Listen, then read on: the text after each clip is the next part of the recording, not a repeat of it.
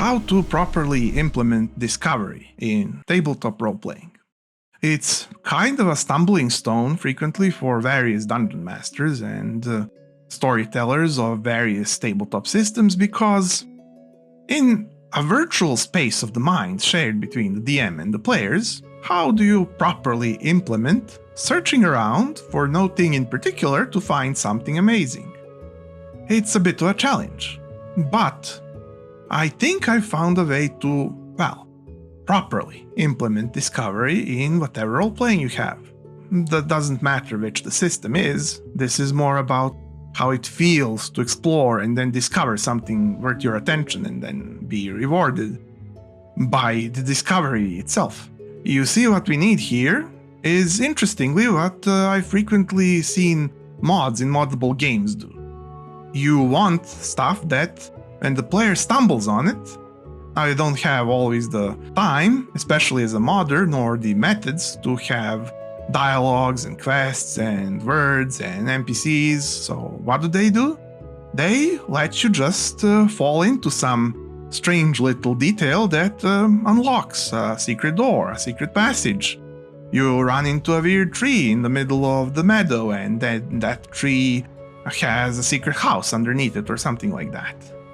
For example, you find a weird spell in a cave and then that spell can summon a mobile laboratory that floats on a miniature island, and the laboratory is this mushroom that the mage grew, the alchemist, and then you fly it around and do your research in it and stuff like that. And you can see where this is going. You do exploration by rewarding people who seek unusual things, and you reward them with unusual yet competitively implemented resources. You don't give them something that will make them more powered in comparing with other party members or the world.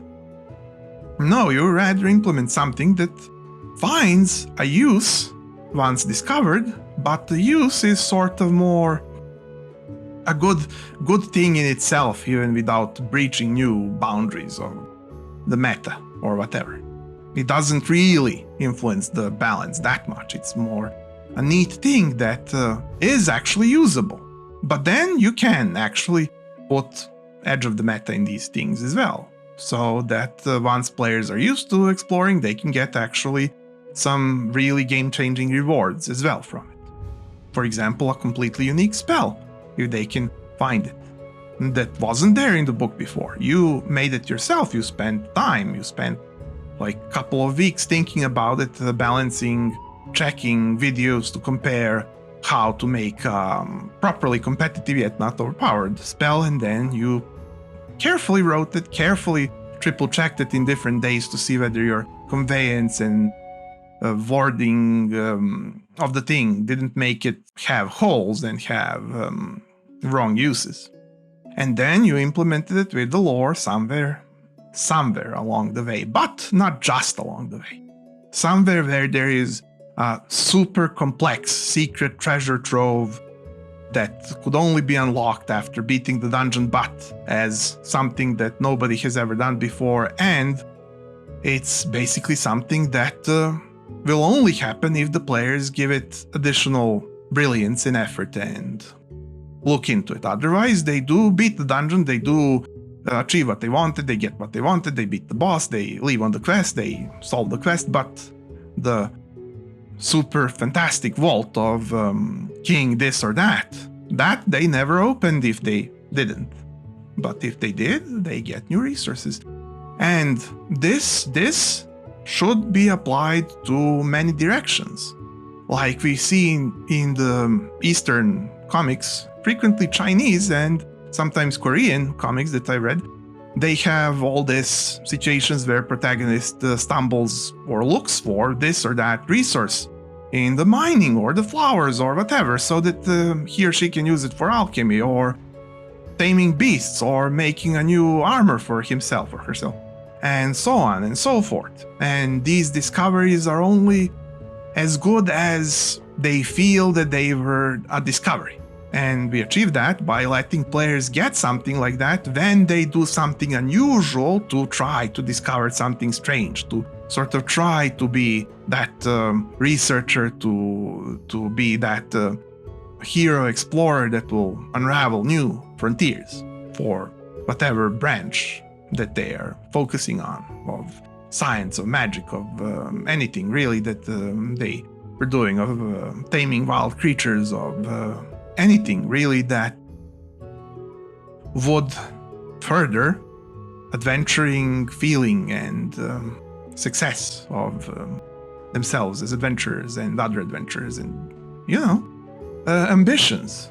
They are chasing their ambitions and they're being rewarded for it when they're clever, when they're detailed, when they're delving into intricacies of the field, and they're being rewarded for it.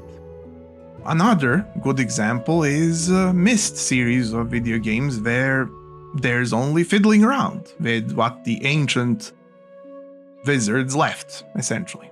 If you want to call them wizards, because, reality shapers, but you just touch things, mess around with things, and the more brilliant you get at understanding what the purpose in the lore, in the background, in the whole world of particular object is, the more rewarded you are with more power to open up further worlds, to open up further quests and challenges and get more things.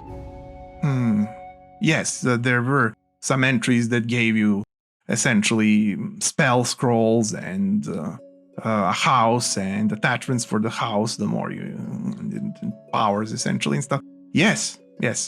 Those who played only the most known entries didn't see that, but yes, this is part of my inspiration for this video. And such things players really, really cherish afterwards, because they're their own unique things that they pride from the clutches of obscurity, history, or invention. Well, adventurers, friends, if you thought this was useful or unique, maybe you can spare me a click and I could see you here next, or even perhaps every week. As every week, I have more such unique things for you. I make them myself. I'm Em, and welcome to the dMTable.